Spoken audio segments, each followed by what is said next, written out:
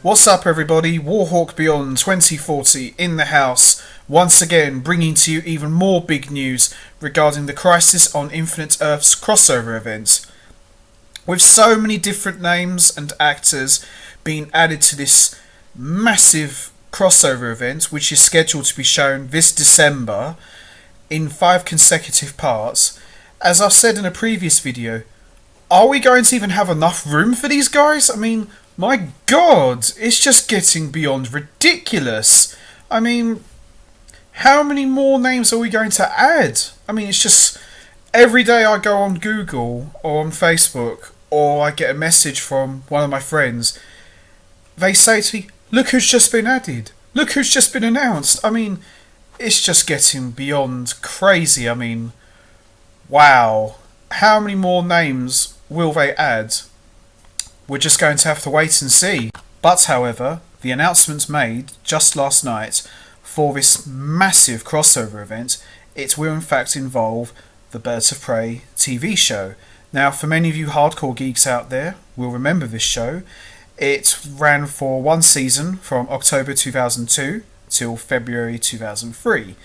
And to be honest, I felt the show was a bit of a hit and miss for me. I mean, nothing against the actresses, they did not a bad job, but I felt the show was a bit on the dry side, so to speak. There was nothing memorable about it apart from seeing Dina Meyer in the full Batgirl costume and seeing a live action flashback scene of Barbara Gordon getting shot and crippled by the Joker. But apart from those two things that I mentioned, there was nothing else from the TV show that really stood out to me. It was kind of a hit and miss and there was nothing special. But however, the big announcement was made that Ashley Scott will in fact be returning to her role as Helena Kyle / Huntress after 16 years. And all I've got to say to this news is mega props to bagging this awesome coup for the crossover event.